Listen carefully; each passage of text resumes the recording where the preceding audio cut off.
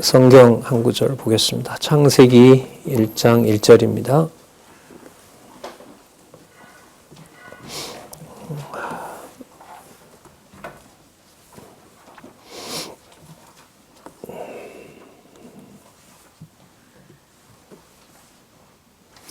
태초에 하나님이 천지를 창조하시니라.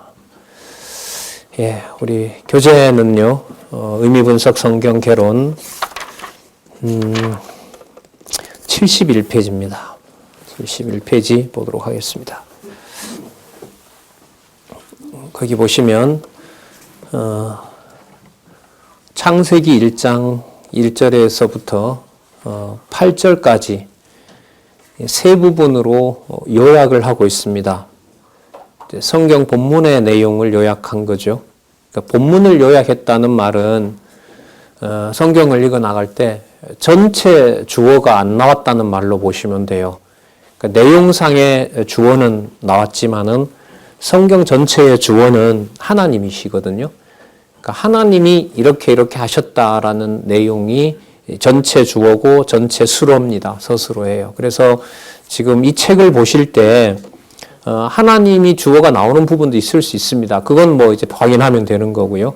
아브라함이라든지 이삭이라든지 아담이라든지 하와라든지 이런 이름이 나올 때 그 본 주어가 이제 하나님이다라는 사실을 여러분이 기억하셔야 됩니다. 왜냐하면 이 책 전체 구성이 바로 여호와 하나님, 그분의 존재와 그분의 계시가 이렇게 드러내는 거거든요. 그분이 계시다는 걸 계시한 거예요.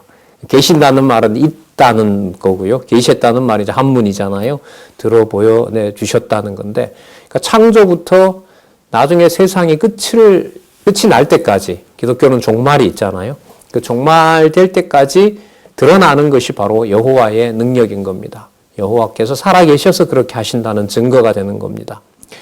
그러니까 성경을 읽는 목적이 여기서 분명해지죠. 지금 제가 얘기하는 데서도 어떤 사건을 만나더라도 거기에서 여호와의 존재로 방향을 맞추어서 성경을 공부해 간다는 겁니다. 그게 창세기부터 계시록까지 성경을 연결해 가는 그 내용의 연결은 아니에요. 내용은 다 다른 수천 가지 내용이 있거든요.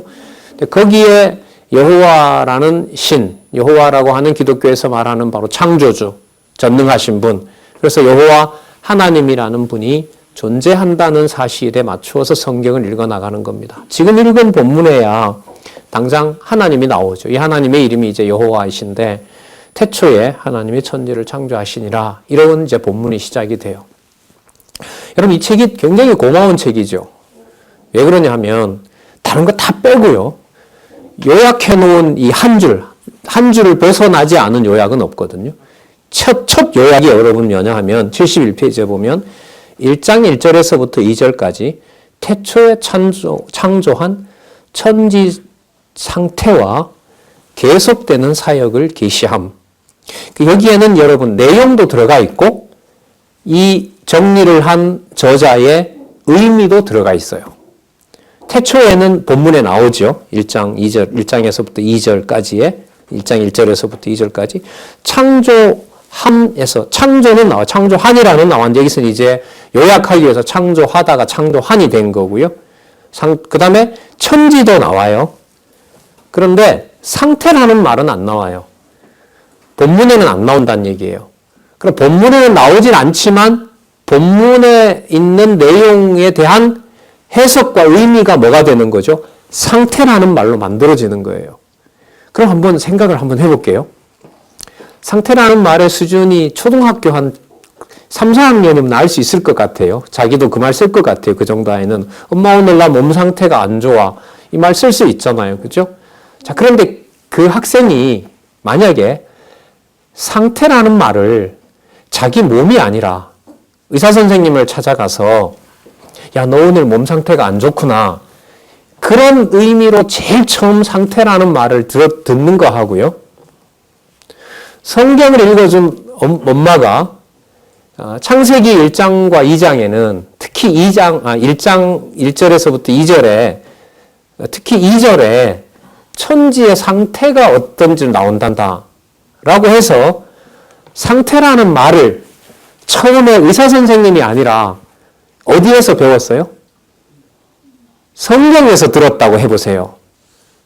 이게 진짜 조기 교육에 굉장히 중요한 거잖아요. 어렸을 때부터.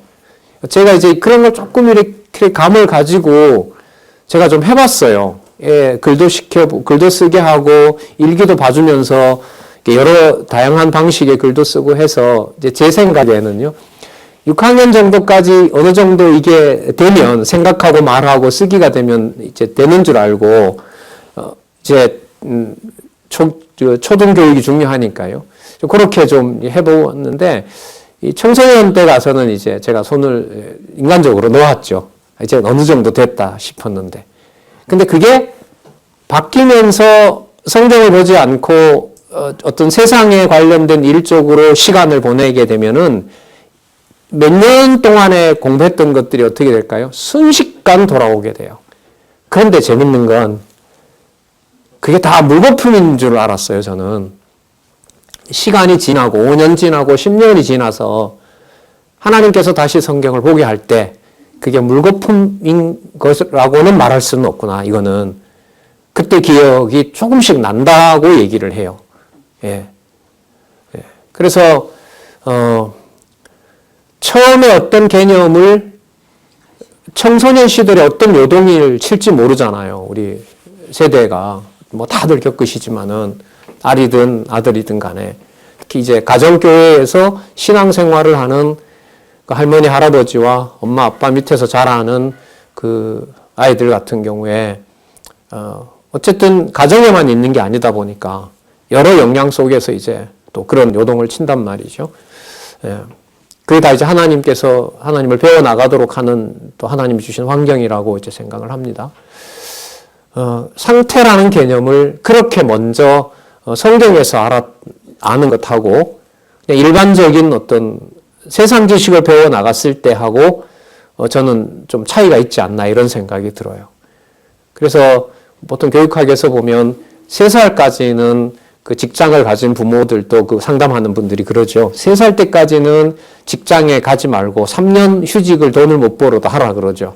그래서 젖을 떼고 혼자 말할 수 있고 어느 정도가 되고 조금의 판단력이 생길 때, 학습 능력이 생길 때 이렇게 하라고도 해요. 뭐 저도 못했지만은요, 저희가 저도 못했는데, 그러니까 초기에 그 어떤 학습이라는 게 그런 어떤 중요함을 가지고 있다는 거죠. 뭐 말을 배우고 이럴 무렵이 되니까요. 자, 그래서 오늘 여러분들하고 하려는 것은 이제 전체적으로 우리가 수평적으로 이렇게 나가봤잖아요. 1권, 2권, 그리고 1권에서도 1편, 2편, 3편, 2권에서도 1편, 2편, 그리고 장 처음서부터 끝까지 이렇게 나갔죠. 그 다음에 절도 쭉 갔죠. 그 다음에 괄호 없는 숫자도 쭉 연결을 했죠. 한쪽 괄호도 쭉 연결했죠. 양쪽 괄호하고 동그라미를 합해서 쭉 연결을 했었죠. 그래서 오늘부터는 성경 본문을 보는 방법하고요. 성경 본문을 왜 이 책은 이런 규모로 묶어놨는지의 중요함을 여러분들에게 알려드리려는 거예요. 여러분 그 학교에서 뭔가 발표할 때요. 여러분 이런 식으로 이런 양식을 그대로 가지고 가서 여러분들 포트폴리오라든지 파워포인트요. 파워포인트를 작업을 해도 얼마든지 되는 거죠.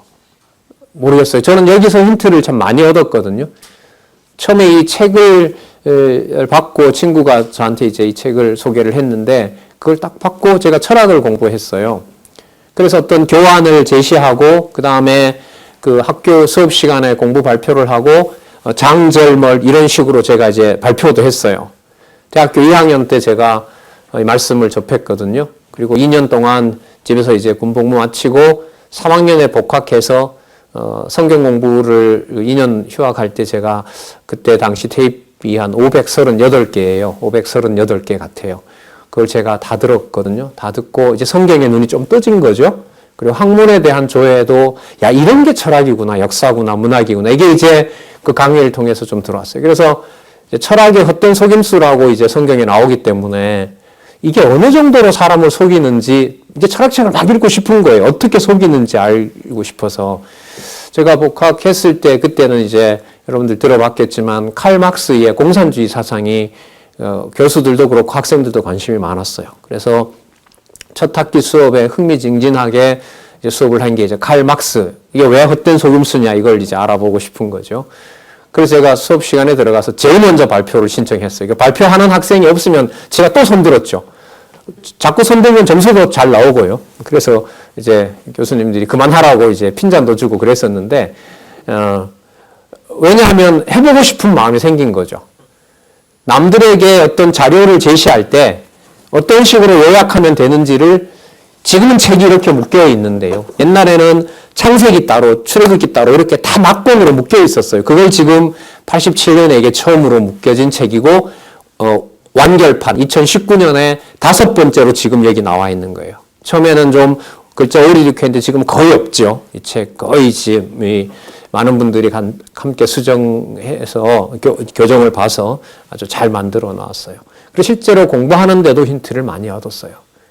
인문학을 공부하는 그 우리 친구들이나 후배들이 있으면은요, 성경의 논리적 흐름과 또 성경을 연구해 놓고 사람들에게 한국말을 쓰는, 외국어도 마찬가지죠. 이게 히브리어로도 이 책이 여러분 번역됐거든요.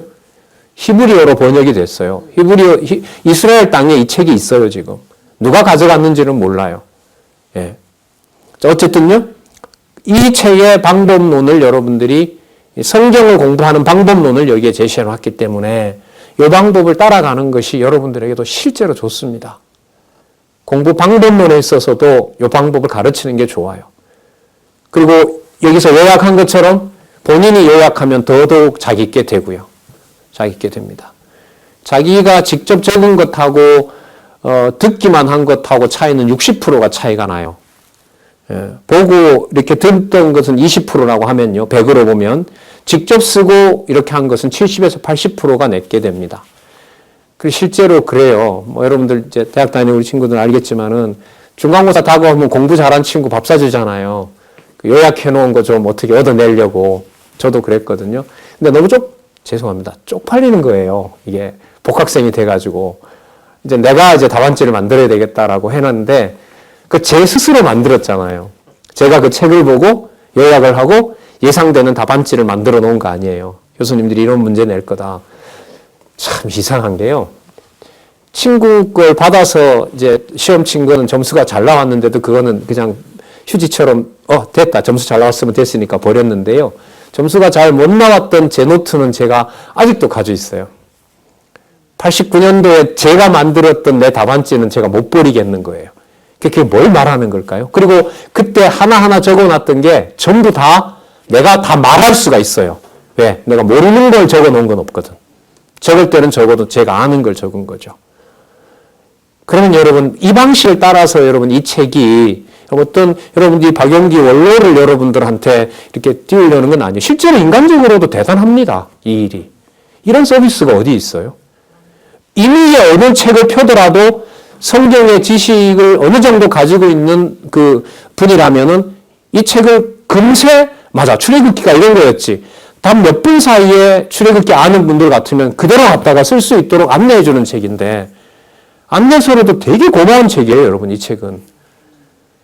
여러분, 제 철학과 가서 공부할 때 제일 먼저 뭘 시키냐면 이런 식으로 요약시켜요, 교수님들이.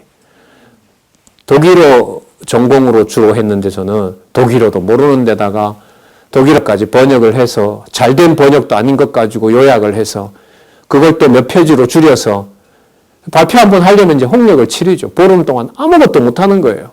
주일날 교회도 못 갔어요, 그때는. 하루에 얼마만큼 해야 주어진 분량만큼을 발표를 하니까. 근데 그게 10번, 20번 반복이 되니까 조금씩 자신감이 생기는 거죠. 예. 그렇기 때문에 여러분, 이 책에서 성경을 한 줄로 이렇게 요약해줬다는 것도 여러분 공부 방법론에서는 너무너무 중요한 겁니다. 여러분, 글은요, 독자 중심이에요. 배려입니다. 어떤 사람이야 자기 지식을 과시하기 위해서도, 물론 인간은 다 그런 욕심이 있겠죠. 그러나 특히 성경신학에서는 그 부분을 넘어서려고 하고 그걸 극복하려고 대부분 그렇게 글을 쓴다고 저는 생각을 해요. 자기 지식을 어떻게 보면 드러낸 과시용이라기보다가. 그래서 실제로 읽는 독자 중심의 이 글을 만들어줘야 되는데 이 책은 형식적인 것까지 고려를 해요. 그러니까 본문 내용보다는 이외 내용이 조금 길고요. 그 이외 내용은 조금 더 짧아지고 이렇게 그 삼각형 모양으로 내용에서 좁히고 이렇게 해줘서 그러면 가면 갈수록 분량은 늘어나는데 주제 요약은 어떻게 될까요? 더 짧아지는 거죠. 이 공부 방법에서도 굉장히 중요한 거예요. 이런 거는. 어느 날 갑자기 안 되거든요. 여러분 대학생 혹시 여기 있다면 제 강의를 듣는다면 여러분들 동생들 보는 백설공주 그림책 10페이지 읽고도 요약 한번 해보세요. 힘들걸요? 20, 30분 만에 될까요? 쉽지 않아요. 그거. 그래서 저는 제 눈을 뜨게 한 책이 이 책이에요. 공부 방법론에서. 그래서 제가 발표를 딱 이렇게 맞춰가지고 착착착 했잖아요. 그리고 이 순서도 이렇게 하고 끝에 이제 결론까지 내리고 물론 다 본문에 있는 내용이지만 형식을 그렇게 했어요. 그래서 점수도 잘 받았는데 그때 그 교수님이 그랬어요. 앞으로 박운기처럼 하면 된다고. 이거 어디서 배웠냐고 이렇게 얘기를 했었어요. 그게 여러분 성경 개론을 공부하고 난 다음에 제가 이거 먹히는 거구나. 이렇게 하면 되는 거구나. 그러니까 뭐 동양 철학, 서양 철학 그 학부 다닐 때는 무조건 막 듣는 거예요. 듣는 것마다 이렇게 이게 사람을 속이는 거구나. 한때는 제가 이 대학 다닐 때 이 목사님이 내려오셨는데 철학은 헛된 속임수라고 하는데 실제로 강의를 들어보니까 목사님 굉장히 유혹이 많습니다. 그럴듯한 게 너무나 많아요. 개념을 하나 받아들이면 전체를 다 받아들여야 되는 게 철학적인 체계입니다. 되게 그냥 속임수다는 걸 그냥 가서 막 파헤치려고만 갔는데 가보니까 그렇지가 않습니다라는 말씀도 드렸죠. 그랬을 때 이제 그건 결국은 박원경제가 성경에 대한 내용보다는 철학적인 내용이 더 논리적으로 단단한 데서 그거는 밀려나가는 거 아니냐. 그럼 성경을 결국 모른다는 얘기 아니냐. 그러니까 이제 서서히 이제 공부 비중이 방법론은 약간 익혔으니까요. 예, 성경하고 그 다음에 제 전공하고 어떻게 돼? 비등비등하게 되는 거죠.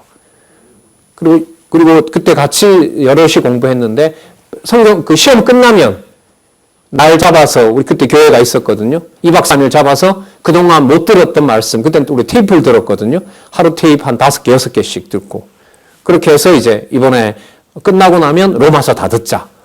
뭐 이렇게 해서 이제 듣고 학교에 가서도 캠퍼스에서 밥 먹고 나서 친구들 또 공교롭게도 다 같은 학교여서요. 그 친구들하고 밥 먹고 하나씩 듣고 수업 각자 들어가고 지금 돌이켜보면은요. 지금 코로나 때문에도 못하고 있고 지금 여러분들 세대를 보면 상당히 제가 너무너무 굉장히 알찬 시간을 보낸 거예요. 대학 시절을. 만나지도 못하죠. 요즘 물어보면 알겠지만 취업 준비에 바빠가지고 다른 무슨 교양 독서 토론 이런 거 없어요. 대학에. 거의 없습니다. 만나지도 않고요. 사실. 만나지도 지금은 못한 상황이고요. 그냥 모여서 무슨 독서 읽기 이런 것들은 오히려 뭐 사적으로 바깥에서 직장인이나 이런 사람들이 하지 학생들이 자발적으로 원서 읽고 텍스트 읽고 이런 거는 이 철학과 내에서만 하더라 철학과도 많이 없어져 버렸고요. 그런 인문학 그 공부하는 방법론 이런 것도 많이 없어진 상태예요. 그래서 상황이 더 안 좋아요. 그런 공부를 할 수 있는 여건이 제가 봤을 때 여러분들 세대가 또 우리 부모 세대들도 듣고 계시지만은 여건은 분명히 안 좋습니다. 그러면 이게 무슨 상황이냐 하면 차세대 교육이 가정교회에서부터 시작되는 것밖에는 지금 다른 방법이 없어요. 제가 볼 때는. 말로 성경신학 지켜주십시오라는 건데 이게 그렇게 호락호락한 과정이 아니에요. 여러분 보고 계신 좀 서론이 길었는데 이 책에서 안내해주고 있는 여러분 이런 안내를 독자들을 중심으로 배려해서 제시해 준다는 거예요. 그럼 쉽지 않는 일입니다. 책값하고는 비교가 안 되는 일인 거예요. 이게 사실. 예. 자, 한번 볼까요? 태초에 1장 1절에서부터 2절 태초에 창조한 천지 상태와 계속되는 사역을 계시한다. 여러분 여기에서 이제 어디에 초점을 맞추느냐가 그 다음 내용하고 관계가 있어요. 태초에 맞춰야 되는지 천지를 창조했다는 데 맞춰야 되는지 계속된다는 데 맞춰야 되는지 아니면은 천지를 창조했고 그게 계속된다는 정도는 가지고 있어야겠죠. 그 다음 내용으로 가려면 그러니까 뭐 한다? 계속된다. 사역이라는 말은 일이거든요. 하나님께서 워크하신다는 거예요. 하나님의 일이라는 거거든요. 사역이라는 말이 여러분 워크예요. 일이에요. 일. 자, 1장 3절에서부터 5절 볼까요? 첫째 날 빛을 발생시켜 빛과 어두움을 나누게 함. 이렇게 나옵니다. 자, 그럼 천지의 상태가 나왔고 그 천지 상태 중에 뭐가 생기는 거죠? 빛과 어두움이 생기고 나누게 되는 거죠. 그 다음에 궁창을 만들어서 아래 물과 위의 물로 나누어요. 자, 이게 보면 이제 세 가지 사건을 모았죠. 여러분이 요약을 할 때, 공부를 할 때, 무슨 단락도 그렇고, 무슨 책도 그렇고, 전부 다 세 개에 주목하시면 좋아요. 세 마디로 요약하는 거, 낱말 세 개를 끌어내는 거, 오늘 친구랑 얘기했는데, 중요한 거 세 가지. 이게 세 가지가 여러분 공부 방법론에서 매우 중요합니다. 그래서 이 책을 보면은요, 여러분, 세 개가 굉장히 많아요, 세 개가. 5개가 들어올 경우에는 어느 정도 스토리가 쭉 시간적으로 전개가 되기 때문에, 눈에 들어오기 때문에 5개로 늘려놓은 거고요. 일반적으로 요약을 할 때는 세 가지로 꼽으면 됩니다. 그러면 여러분 이렇게 한번 해보셔도 돼요. 창세기 1장을 여러분들이 읽고 세 단락으로 나누시면 돼요. 쉽게 말하면. 세 단락으로 나누어서 세 단락의 핵심 개념들 세 개를 뽑아내는 거예요.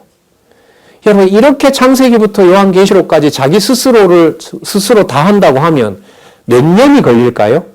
아무것도 안 먹고 아무것도 안 하고 예를 들면 고등학생이 이제 시험 준비하는 진짜 많은 이 에너지가 필요하고 머리가 진짜 돌아가는 세대 아니에요. 진짜 고등학교 때 며칠 밤 자지 않고도 막 밤새도 이제 시험 칠 수 있는 그런 체력이 될 때 아니에요. 고등학교 때. 만약에 그런 체력을 가지고 아침 8시부터 잠은 자야 되니까 하루 10시간씩 12시간? 10시간. 8시부터 예를 8시까지 중간에 밥 먹는 거 2시간 빼고 10시간 동안 작업을 창세기서부터 요한계시록까지 모르는 상태에서 그걸 요약 훈련을 시키면 며칠이 걸릴까요? 한 달? 2달? 그것만 해요. 또 보통 있는데 그것만 할 수 없죠. 고등학생 같은 경우는 학교 갔다 와서 기껏 하루 시간 내는 게 몇 시간이요? 한두 시간? 다음 진학을 위해서 공부한다고 하면은요. 초등학교 1, 2학년 같으면 그런 식으로 훈련을 시킬 수가 있어요? 없어요? 없어요. 원천적으로 불가능해요. 1, 2학년은. 5, 6학년 정도 됐는데도 성경 언어들이 힘듭니다. 그러면 기대할 수 있는 게 중학교 정도가 돼요. 그럼 그 학생에게 창세기부터 요한계시록까지 매 장을 세 단락으로 나누는 훈련부터 하게 되면 이 쉬운 일일까요? 어려운 일일까요? 예.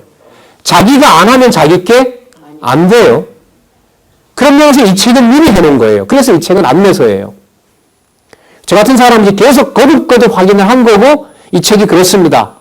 이게 맞습니다. 이 대답을 여러분들에게 내릴 수 있기 때문에 저는 여러분들에게 안내를 하는 거예요. 가져가서 저도 쓰기도 하고 활용도 하고 성경 보는데 너무 중요한 책이기도 하고. 자, 실제로 여러분 이런 작업을 노가다라고 다른 외국어 써서 미안한데 노점이라고 얘기를 하는데 그 선생님 친구 한 분이 그걸 해봤대요. 이 요약이 얼마나 오래 시간이 걸리는지. 누가복음인가 마태복음인가 어느 한 장을 떼서요. 그걸 단락을 본인이 나누어서요. 나누어놓은 단락을 요약을 하고요. 요약해놓은 것이 떨어지면 돼요. 연결이 돼야 돼요. 연결이 돼야 전체가 들어오잖아요. 연결을 묶어서 제목까지 달아보는 훈련을 했대요. 시간을 재어봤대요. 40분 걸리더래요. 근데 문제는 40분이 별 의미가 없는 게 해놓은 게 예를 들면 제대로 됐는지 안 됐는지가 검증이 돼야 되는 거죠. 그러면 40분 한 게 뭐로 돌아갈 수 있어요? 숲으로 돌아가요. 그럼 이 책이 고마워요? 안 고마워요? 고맙죠. 여러분들이 성경 지식을 가지고 있다고 하면 성경을 반화가하는데 이 책은 여러분들에게 너무나 좋은 안내서인 거예요. 이런 책은 없어요. 책 자체로만 보더라도.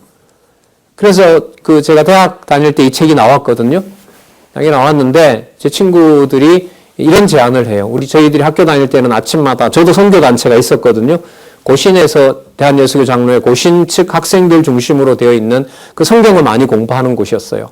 그러니까 아침마다 큐티를 해요. quiet time. 요즘 많이 사라졌는데 조용한 아침 시간을 먼저 하나님께 드린다. 그래서 아침에 성경을 읽고 적용을 하고 오늘 캠퍼스 시작한다. 그리고 몇 사람에게 아침에 전도하고 시작한다. 그리고 저녁에 모여서 또 다시 기도하고. 뭐 철저하게 하는 사람은 하루 3번씩도 하고요. 저 같은 사람은 이제 아침에. 그러니까 방을 얻을 때 전부 다 학교 가까이였죠. 그 리더가 되는 사람들은. 그래서 거기서 얻어서 아침마다 그 콰이트 타임에 처음에는 배우고 나중에는 이제 인도자가 되고 이렇게 하는데, 그래서 어떤 친구 하나가 그래요. 기왕 우리 하던 거 그 시간은 우리가 해오던 버릇이 있으니까 그때 모여서 성경 전체를 공부하는 방식으로 우리가 그러면 시간을 보내자. 그럼 어떻게 하면 되냐 이랬더니까 그때 이제 책이 이미 묵혀졌으니까요. 요즘 말하면 여러분들에게 얘기했던 말로 말하면 한쪽 가로 10개를 읽자. 한쪽 가로 10개. 근데 이게 안 됐어요. 왜냐하면 본문 지식이 부족하니까. 읽어도 내용이 받쳐주지를 못하는 거예요. 그래서 결국은 어디로 돌아왔느냐? 목사님 테이블 듣자. 그때 마이마이가 있었거든요. 영어 공부한다고 마이마이 산 게 있어요. 그거 이렇게 틀어놓으면 몇 명 앉아서 들을 수는 있었거든요. 그걸 틀어놓고 이제 공부를 한 적이 있어요. 자, 그래서 여러분들 가지고 있는 의미분석 성경 개론 이 책은 다른 어떤 책과 비교했을 때 너무나 유익한 여러분 공부 교재입니다. 학습 교재예요, 이건. 그러니까 여기에 눈을 빨리 뜨는 만큼 저는 성경에 빨리 가지 않느냐, 이런 빨리 간다고 저는 생각을 합니다. 그런데 제가 이렇게 어른들하고 공부를 해봐도요, 이게 중요하다고 생각하는 것하고 자기가 직접 해보는 것하고는 갭이 참 커요. 크더라고요. 나이가 들수록 힘들어하고요. 그러나 이제 분명한 것은 알려드려야 되기는 하고요. 근데 또 어떤 분들은 거기에 눈을 뜨고 나이와 상관없이 책을 사서 또 보는 분도 있고요. 진짜 그건 하나님 하시는 일이죠. 하나님께서 깨닫게 하시는 방법이라고 봐요. 자, 그래서 여러분 그 밑에는 2가지를 해놓긴 했는데 그런 것들은 같이 이렇게 봐도 되는 거죠. 그러면 여러분 여기서 1장 1절에서부터 8절까지 내용이 3개고요. 25절까지 죄송합니다. 창세기 1장 1절에서부터 25절까지가 70페이지에 보면 언약 수립의 준비잖아요. 자, 언약 수립 이걸 한마디로 할게요. 준비는 한마디로 할게요. 그냥 언약 수립의 준비 내용이 1장 1절에서부터 25절까지 나오는 거예요. 그게 요약이 몇 개가 되어 있냐면 71페이지에 오시면 3개, 2개, 2개로 되어 있어요. 몇 개로 되어 있죠? 5개, 6개, 7개로 되어 있죠. 자, 아까 제목이 뭐였다고요? 언약 수립의 준비. 물론 밑에서 보면 여호와께서 아까 본주어가 여호와라고 했잖아요. 자, 그럼 한번 제가 이렇게 볼게요. 위에서부터 요약을 읽어와 볼게요. 태초에 창조한 천지 상태와 계속되는 사역을 계시한다. 계시한다는 말은 이제 하나님이 보여주셨다 이 말이죠. 기독교 용어입니다. 이거는 자, 천지 상태, 천지를 창조하시고 그걸 계속되는 사역이라고 얘기하셨습니다. 계속되는 사역의 첫 번째가 뭐냐면 빛과 어둠을 나눈 거고요. 그 다음에 궁창을 만들어서 아랫물과 위에물로 나누었어요. 우리가 쓰는 말은 아니죠. 아랫물, 위에물. 그러니까 지금 이 상황으로 보면 궁창이 있고요. 어떤 공간이 있고 그 공간 위에도 뭐가 있고 물이 있고 밑에도 물이 있는 거죠. 그 다음에 세 번째는 밑에 있는 천하의 밑에서 드러난 땅이 나오고 거기에 초목이 납니다. 그러니까 지금 천지 창조를 하시고요. 그 다음에 계속되는데 빛과 어둠을 나눠 놓으시고 궁창을 중심으로 위에 물과 아랫물로 나눠 놓고 이제 점점 내려오는 거죠. 아랫물에서 땅이 나오고요. 땅에서 뭐가 있어요? 초목이 나는 거예요. 그리고 다섯 번째 요약. 넷째 날 두 광명이 주야를 주관하고 땅에 비치게 합니다. 이 광명이라고 하는 것은 앞에 빛과 어둠과는 다른 것 같아요. 왜냐하면 넷째 날이니까요. 그 광명이 그러면 아까 초목을 어떻게 하는 걸까요? 자라게 하는 거라고 할 수가 있겠죠. 자, 그 다음 다섯 번째 요약이요. 5째 날 물속의 생물과 공중의 새를 창조해 복을 주신다. 복 내용은 들어가서 봐야 알겠고요. 어쨌든 분명한 것은 물속 생물과 공중의 새가 땅에서 날아다니고 물에서 놀고 있는 거죠. 자, 그 다음 6째 날 육축과 짐승과 기는 것을 종류에 따라 만들었어요. 자, 그러면 이게 1절에서부터 25절까지잖아요. 제목은 뭐라 그랬죠? 언약 수립의 준비라고 그랬죠. 준비라고 그랬죠. 그러면 첫째 날부터 여섯 번째 날까지 빛과 어둠을 만드는 데서부터 시작해서 마지막에 보면 육축과 그 다음에 짐승과 기는 것. 여러분 육축은요, 우리가 보통 집에서 기르는 가축을 생각하면 돼요. 그리고 짐승은 그 들판에 있는 야수들 생각하면 되고요. 그 다음에 기어다니는 것, 뭐 무수하겠죠. 그런 모든 것들을 하나님이 만들어 놓으셨다는 거죠. 자, 여기서 질문이 생기겠죠. 엄마 그거 왜 만들었는데 그런데? 엄마 이런 걸 해서 내가 창세기 1장 1절에서부터 25절까지 읽긴 읽었는데 뭐 짓고 만들고 나오고 첫째 날 둘째 날 쭉 나왔어. 엄마 그거 왜 나온 거야? 이 질문이 생기는 거예요. 자, 여기서부터 뭐가 시작이 되냐 하면 이 질문에서 왜라는 게 붙으면서 여러분 의미가 생겨납니다. 반드시 인간은 왜를 묻게 되어 있어요. 자기 몸이 알죠. 여러분들 오늘 밥 먹자 그래서 밥 먹는 게 아니죠. 밥 먹으면서 막 하는 게 아니잖아요. 본능적으로 밥을 먹어야 되겠다는 식욕이 몰려오고 그러면 거기에는 말을 안 해도 뭐 하기 위해서? 생존하기 위해서라고 하는 그 어떤 본능적인 의미가 벌써 들어가 있는 거죠. 근데 그런 의미 말고요. 생각해야 되는 의미는 바로 읽어놓은 경험했던 정보에 의해서 우리 몸에서 이제 요구를 하는 거죠. 너 그거 왜 하냐? 이렇게 되는 거죠. 이게 여기에 왜 기록이 되어 있느냐? 이렇게 되는 겁니다. 자, 짧게는 여기 보면 천상세계, 천하세계, 각종 생물 창조 이렇게 해서 세 가지로 나눴는데 제가 1장 1절에서부터 25절 본문 전체로 보면 여기서 1, 2, 3이니까요. 몇 개로 나눌 수 있죠? 세 개로 나눌 수가 있는 거죠.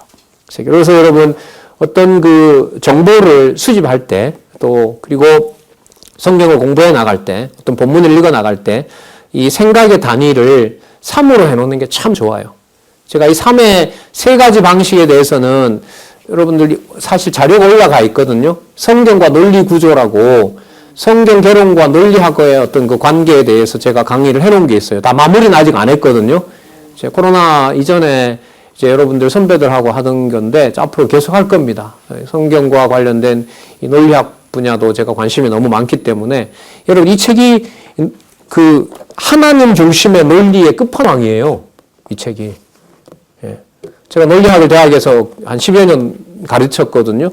철학자들이 얘기하는 형식 논리라든지 칼 막스라는 공산주의 철학자가 말하는 변증법적 논리라든지 이런 거 저 선생님이 가르쳤거든요. 가르치고 싶었죠, 저는. 왜냐하면 세상의 어떤 논리와 성경에서 말하는 논리라는 것이 어떨 때 보면 비슷한 것 같기도 하고 이게 말이다 보니까요. 어떨 때 보면 근본적으로 차이가 있는 것 같기도 하고 이제 그런 강의들은 이제 앞으로 진짜 저희들 성경신학 대학방 강의에서 진행을 하려고 합니다. 자, 그게 성경이 바탕이 안 되면 근본적으로 재미도 없고 불가능하기 때문에 그건 그때 가서 또 얘기를 하고요. 어쨌든 간단한 방법을 얘기를 드리면 어떤 사건을 만났을 때 그 부분을 한 세 가지 정도로 묶어서 공부하는 것이 굉장히 좋아요. 세 단락 아니면 세 마디, 세 문장. 그게 몸에 배어 있으면 앞으로 여러분 예를 들면 뭐 인문학, 자연학 상관없겠을 것 같은데요. 특히 이제 인문학 같은 경우에 공부 방법 면에서 매우 좋습니다. 스스로 한번 해보세요. 1교시 끝나고 1교시에 예를 들면 뭐 누가 경제학과 갔으면 경제원론을 들었어요. 여러분 학교에서. 오늘 이 시간 세 줄로 요약하면 뭐지?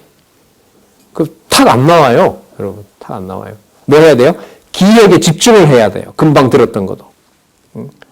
그래서 제가 옛날에 학원에서 학생들 논술 가르친 적이 있는데 그 학생들한테 어떤 그 숙제를 냈냐면 그 일요일날 저녁에 보면 그 개그 프로그램이 있어요. 웃기는 거 있잖아요. 그거. 그 몇 코너가 이렇게 나오잖아요. 그거 보고 세 줄로 요약해와. 이런 숙제도 냈어요. 예.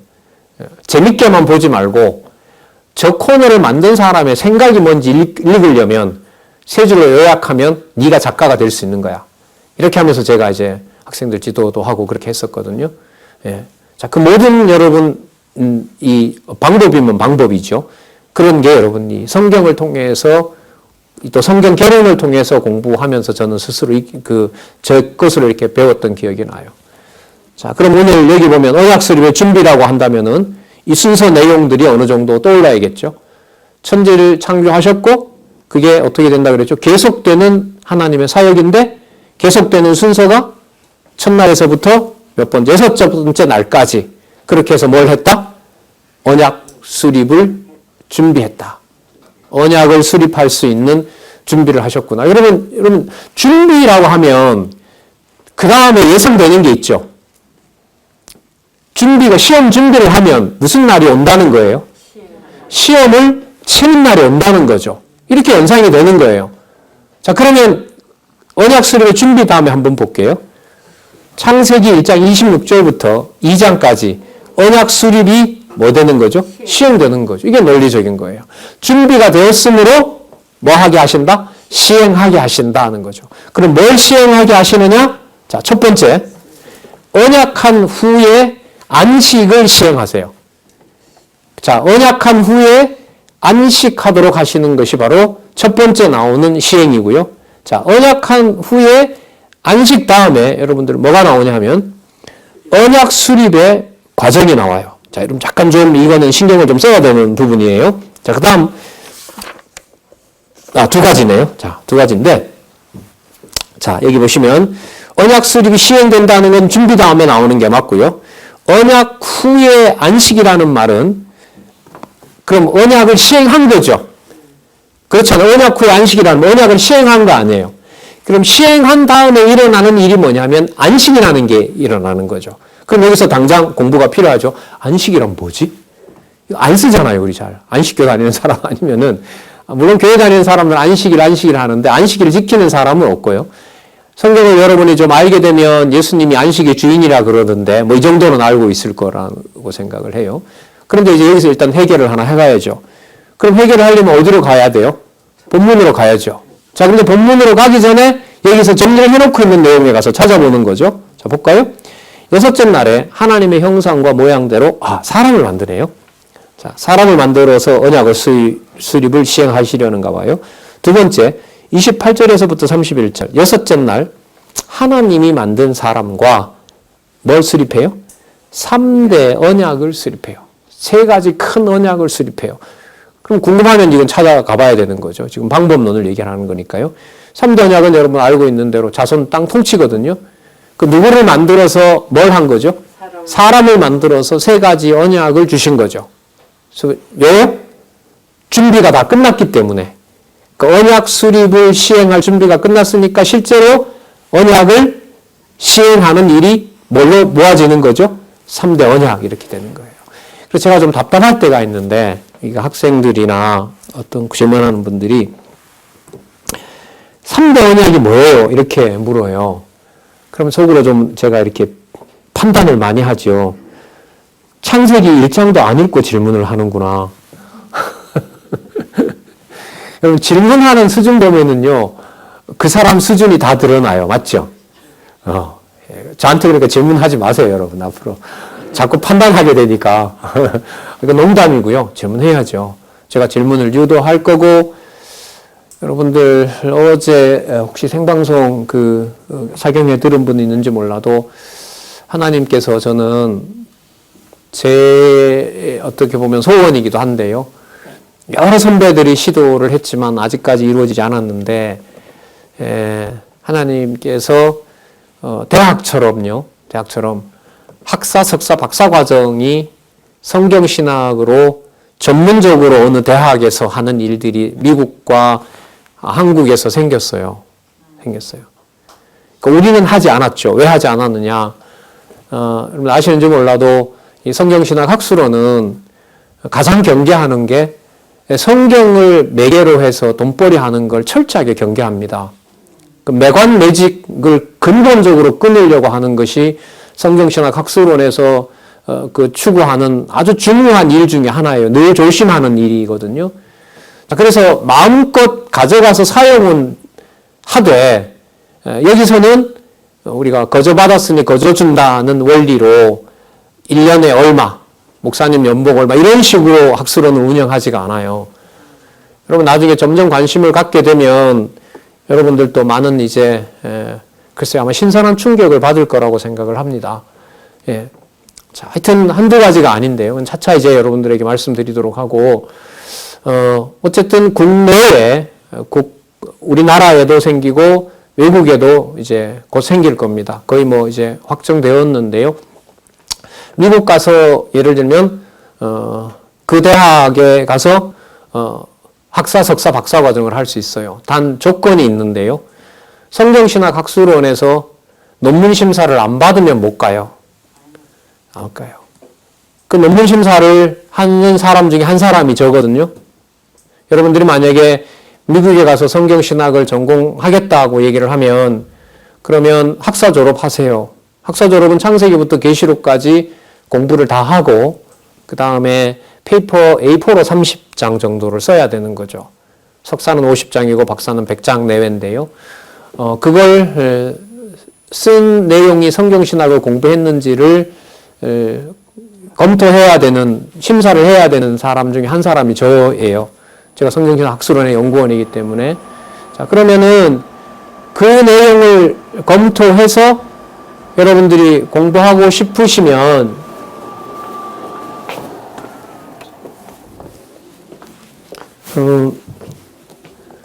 나는 하나님께서 재능을 줘서 미국 가서 공부해서 그런 성경신학을 공부한 사람을 받아주는 대학이 생긴 거예요. 쉽게 말하면. 그 등록금은 그 대학에 가서 내고요. 우리나라 등록금 정도보다가 좀 비용은 적은 것 같아요. 거기 가서 영어도 배우면서 성경신학 자기가 연구한 것을 영어로도 자기 스스로 번역하고 그리고 그곳에서 영어권에서 만나는 사람들에게 성경신학을 소개하고 그리고 석사과정에 가서 좀 더 신학적인 비판까지 하는 공부를 하고 그리고 박사과정에서는 그 학문을 바탕으로 여러분이 하고 싶은 뭐 신학을 해도 되고요. 뭐 저 같으면 철학이죠. 철학을 비판해도 되고 뭐 자연과학을 한 분들도 있고요. 그렇게 해서 각자 자기 전공에서 미국을 중심으로 활동하면 모든 사람 다 만나니까요. 그렇게 해서 공부가 시작이 될 거예요. 제가 왜 이런 말씀을 드리냐면 지금 여러분이 보고 있는 이 책이 모든 공부의 바탕이 됩니다. 아까 글은 누구 중심이라 그랬죠? 독자 중심이에요. 독자에게 배려하는 거예요. 제가 어떤 글을 막 썼는데 여러분들이 이거 어려워요 이러면 제 책임이에요. 100%.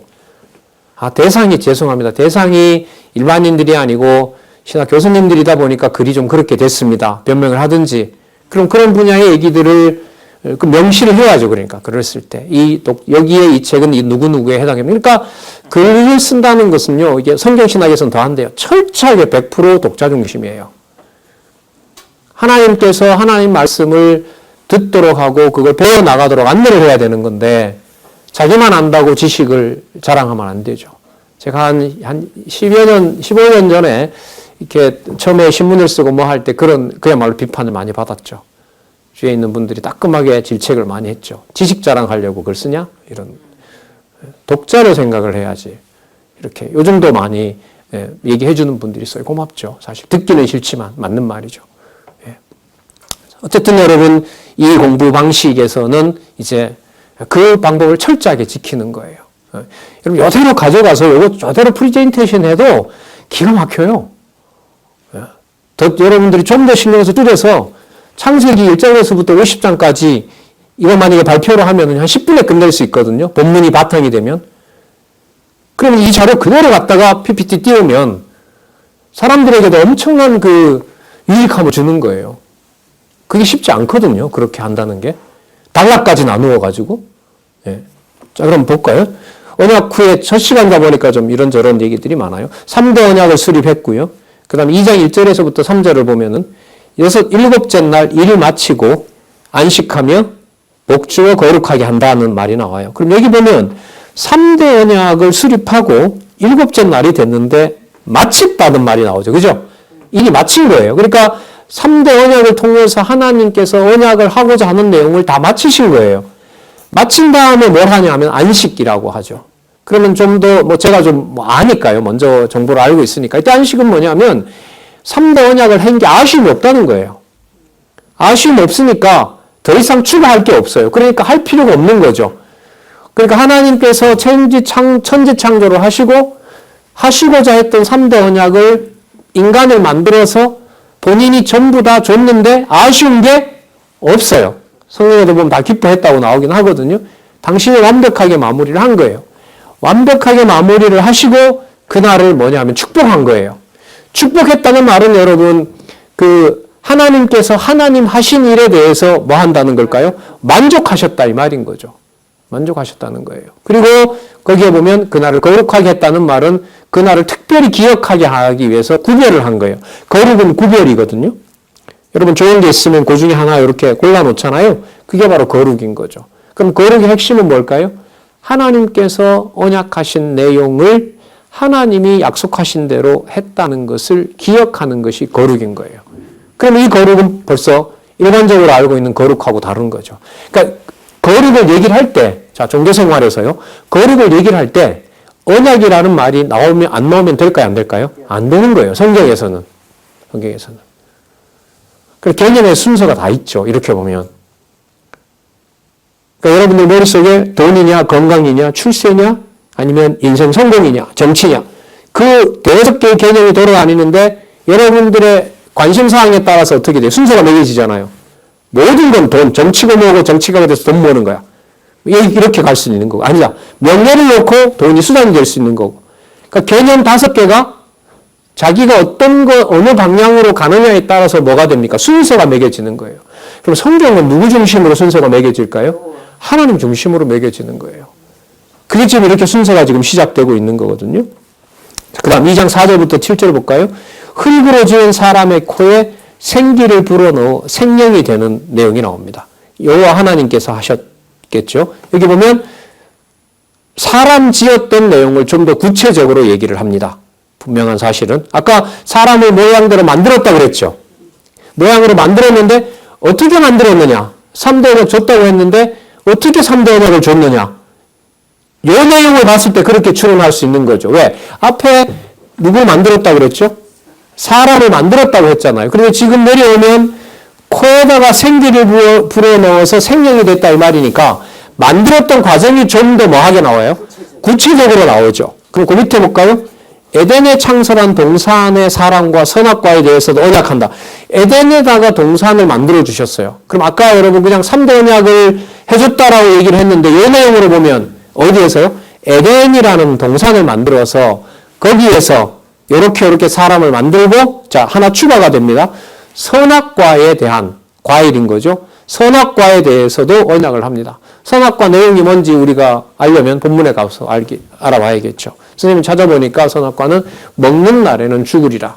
그럼 먹으면 죽게 된다는 언약을 가지고 있는 내용이 바로 선악과라고 할 수가 있겠죠. 자, 그 다음 넘겨보시면 73페이지 아담이 각종 땅의 들짐승과 공중의 새 이름을 지어요.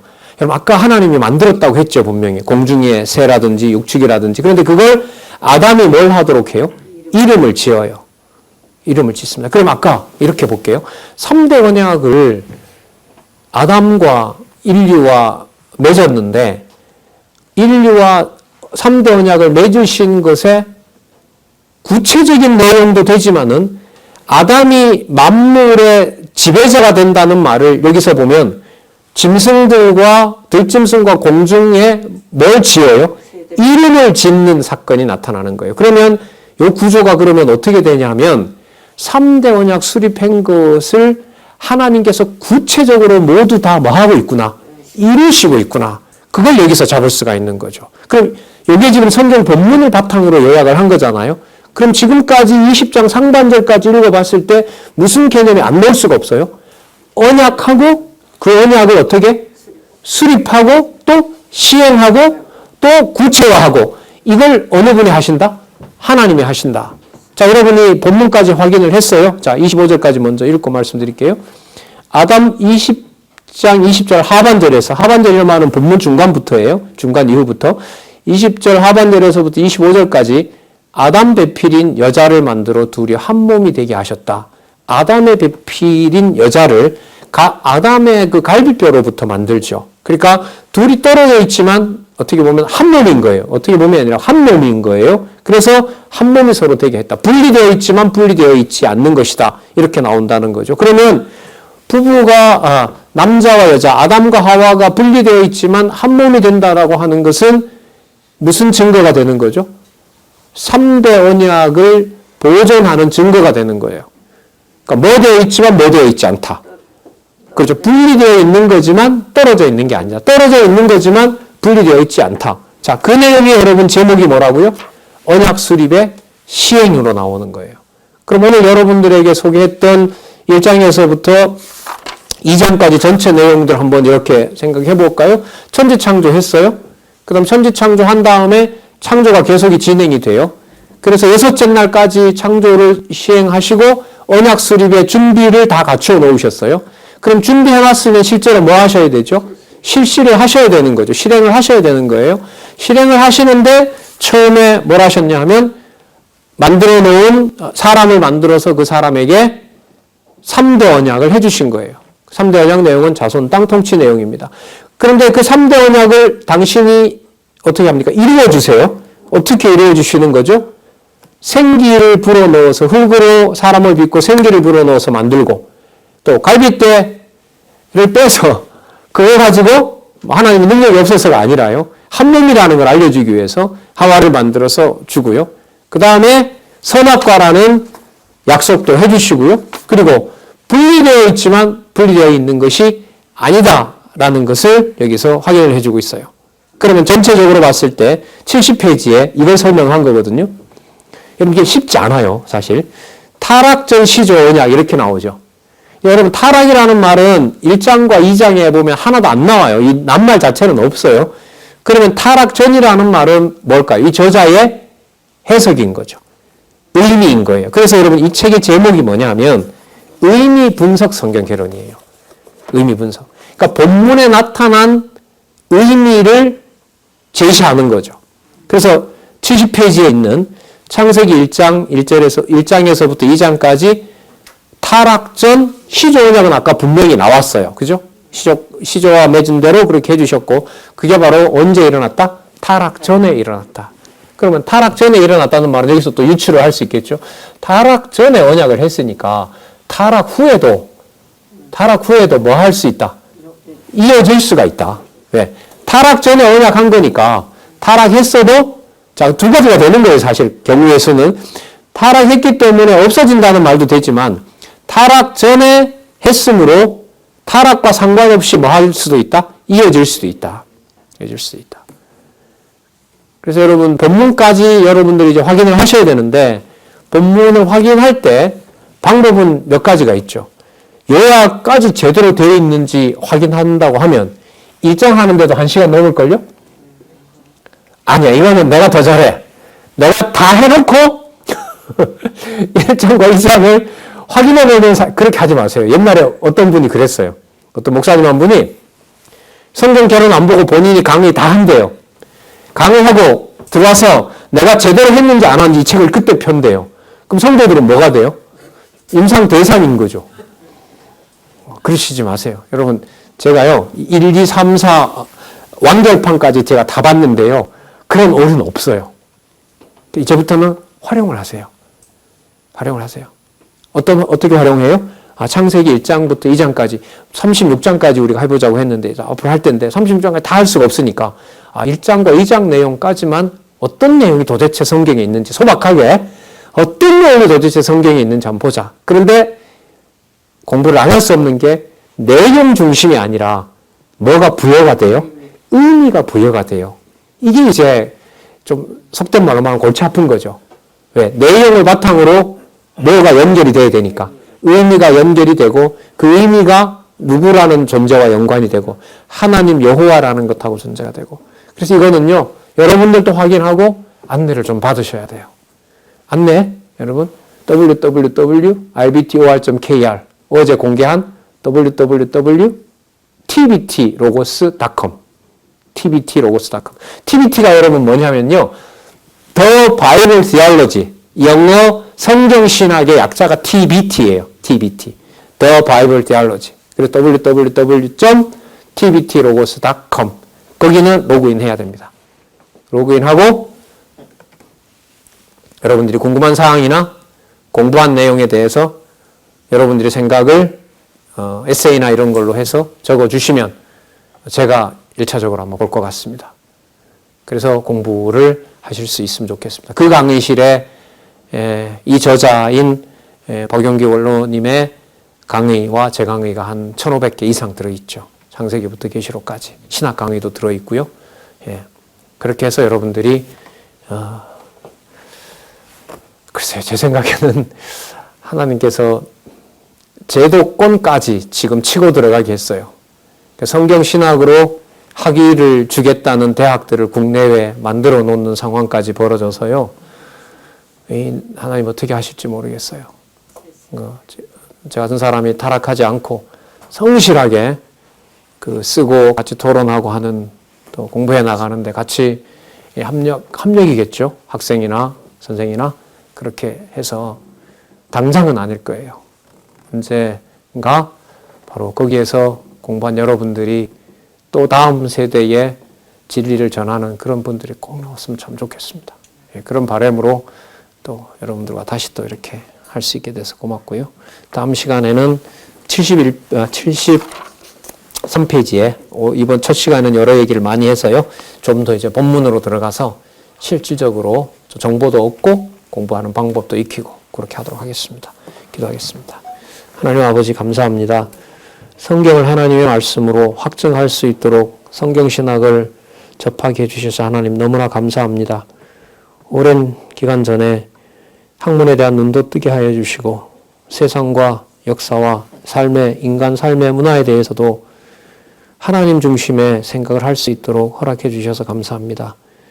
귀한 진리의 후배들, 지체들 어느 곳에 있든지 진리의 말씀으로부터 멀어지지 않고 진리와 더불어 각자 처하는 곳에서 하나님 배워나가는데 진리의 말씀에 더욱 매진할 수 있도록 하나님 허락하여 주시옵소서.